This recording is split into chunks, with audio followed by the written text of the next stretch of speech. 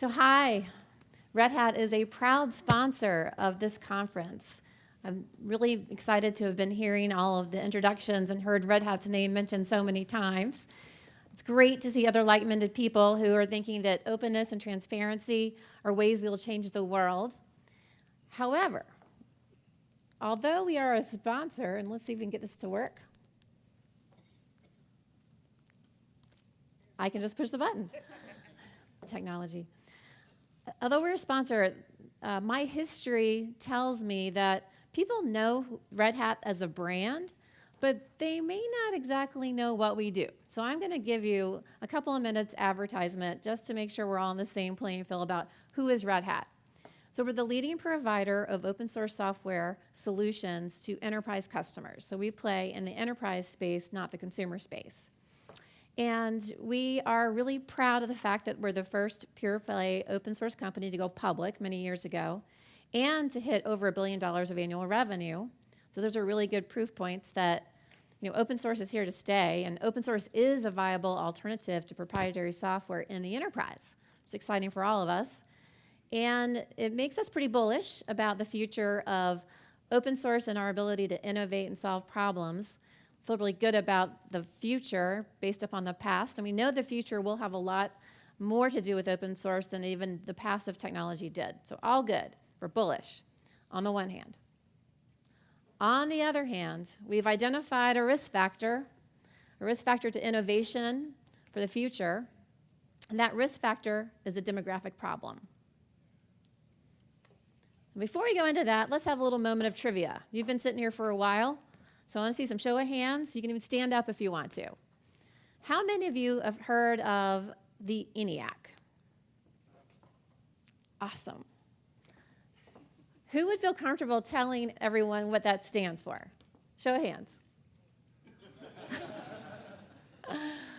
All right. It's the electronic calculator that was created during World War II to calculate ballistic missile trajectories.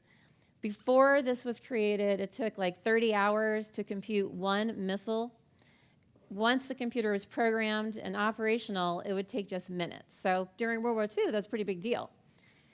How many of you knew that the ENIAC computer was programmed by female mathematicians?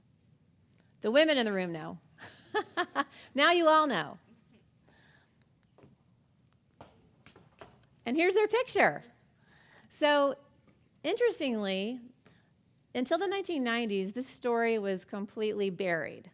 And people who saw this picture, they thought these ladies were models. They called them the refrigerator models. They had no idea these women actually did something related to the hardware. The men built the hardware, but they programmed it. And clearly, this is an important contribution to technology. And the first electronic computer is before there was even proprietary software, right? There wasn't even software.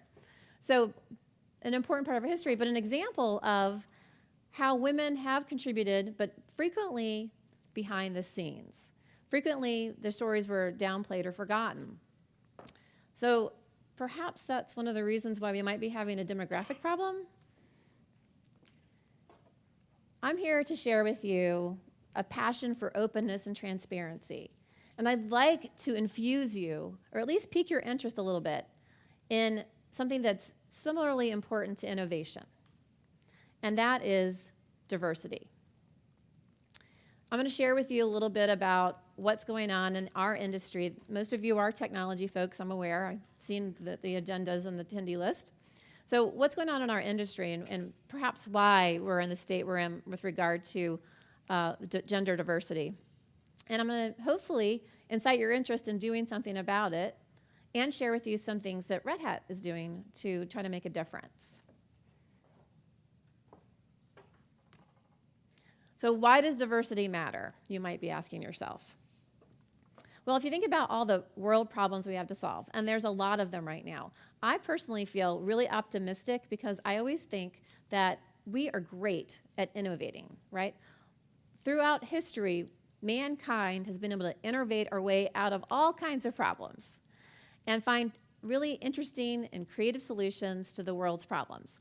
And we're going to need to be able to keep doing that in the future, and probably more rapidly than we've even been able to do it in the past. How important is innovation to solving problems? Critically important, right? Well, guess what? To innovate even more rapidly and have more creativity, guess what another important factor besides openness and transparency is? Diversity of thoughts, experiences, and views. That's critical for innovation. And even more importantly, for organizations, there's important benefits to the business, things like leadership, things like resilience, things like risk management, all things that actually, at the end of the day, hit the bottom line. So it's not just good to think about diversity. It's important for innovation. It's important for solving problems. It's important for the future of technology, that we be able to solve those problems more rapidly by inviting diverse views. If we really want meritocracy, think about having diverse views at the table or in the lab or in the community, and how much more innovative and creative could we be? I also think a lot about my own personal problems. And in my role, there's something that really keeps me up at night, and that is the talent squeeze. We cannot find enough qualified people to do the important jobs that we have to do to solve our customers' problems. And I think about this all the time, and I started thinking about it and wondering, like, why do we have this problem? We can't find enough talent. So I started looking into it, looking into the numbers, and here's what I discovered. So half the world's population is female, and in the US workforce, 47% are female. That's a good start. Then you look at computing jobs, and only 25% of those jobs are held by women. So that's really reducing the workforce that we can try to attract. It gets more depressing from there. You look at the number of people who are entering degrees fields for computer science and information science that are female, it's 12%. What is going on? And that's in stark contrast to other fields that used to be considered male-dominated, like law and medicine, which is much more diverse. The numbers are totally different. So what is going on? Why are we seeing this dip? Why is it reduced since the 80s from 37% to 12% today? Now, when you look at the open source world, it gets even more stark. Surveys suggest 1% to 5% of contributors are female in the open source communities, 11% on good day. So we have some serious things to think about. We have to question ourselves, why are we in this situation, and what can we do about it? You know, think about it. How much faster could we solve the world's big problems if the other half of the population were participating in that innovation? Now, you may be thinking to yourself, I'm not a teacher, what can I do about it, right? Or, I'm not a billionaire philanthropist, what can I do? I've often asked myself that same question, and I've decided there's a lot I can do, and there's a lot we can all do, each of us. It's something that we should each take to heart, because we need to be a part of solving the world's problems, right? That's what technology is all about. So first of all, many of you are technologists, I know you are, so think about this. When I meet a woman who's successful in technology, there's usually one person, a man or a woman, who really encouraged her to get in, to figure things out, and to stay in and overcome diversity, overcome that voice in her head that this field's not for me, or I can't do this, I'm not good enough. That's a huge thing to a woman, to have that type of voice that's a positive, encouraging voice. You could be that voice for a woman or a girl that you know. Another thing that we can do is to help our kids understand what's really going on and what opportunities there are. I know my kids do not think of the world the way I think of the world of technology. I didn't grow up with a computer. I didn't grow up with a mobile device. So when I see my kids playing Angry Birds, which drives me bananas, when I see them doing that all day, every day, I know somebody programmed that game. And I say to my kids, wow, wouldn't it be cool if you programmed a game yourself? They have no idea that that device didn't just get born with computer technology embedded in it. They have no idea that that was someone's job or someone's hobby to create that game. When we go to the grocery store and we're doing the checkout thing, I know that someone programmed all of this that allows my card to swipe so I can pay for my groceries for my hungry children.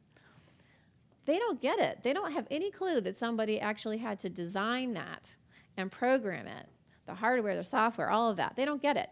So all of us can help them to understand those connections, help them to be inquisitive about how the world runs, share the opportunities we have in the technology industry for roles, for jobs, for computer science jobs, yes, but beyond that, think about all of the jobs that it takes to run Red Hat.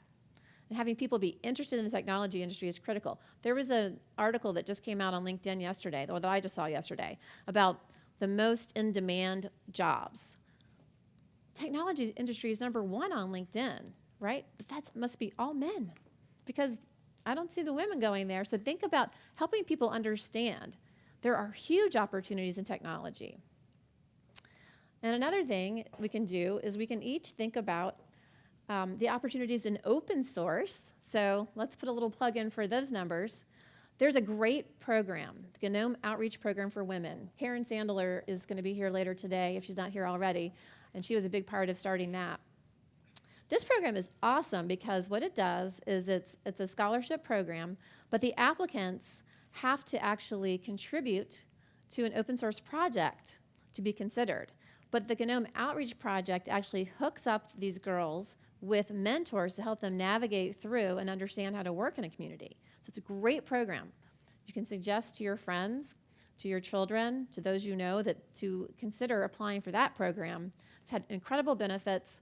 Even for people that don't get the scholarship, we find if they've contributed once, they get hooked in and they actually continue to contribute. There's something that Red Hat's doing. We want to be part of the change that we seek. We've created a new award, the Women in Open Source Award, the first of its kind.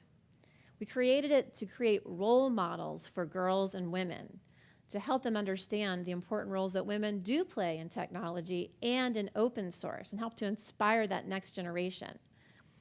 I should say that women at Red Hat are not eligible to win. The awards are for a professional track and also for a student track, so we want to make sure that the girls who are in computing realize that open source is an alternative for them. And what we want to do is to ask each of you to be aware we're having this award and to know that the nomination process is open right now. On our website, you can find the forms. So please consider sharing this information, nominating someone so that we can make sure that those stories don't go untold and the refrigerator ladies are really known for what they are, computer programmers. So I've got a challenge for you here. We've heard a bit of information now today about what's going on with the numbers, a little bit about perhaps why it's going on, and there's a lot behind what's going on, right? It's not going to be one thing. One Women in Open Source Award's not going to change the system. But I want you to close your eyes for a minute. Close, close, close. Envision this room if half the people in this room were women. How different would it look, right? You can open your eyes now. What a change in the status quo, but isn't that what openness is all about, is changing the status quo? So I want to challenge all of you. You're going to get a lot thrown at you. You've had a lot thrown at you at this conference. One thing. Decide on one person that you're going to try to influence, to stay in the field, to be an encouraging voice, to apply for a scholarship, to nominate for an award. Just pick one thing that you're going to do. Look around this room. There are hundreds of people here. If each of us do one thing, next year this room could actually meet the vision of having 50% of this room filled with the opposite gender. So that's your challenge. I hope you accept it, and I hope you get inspired to be a part of the change that we'd love to see. Thank you.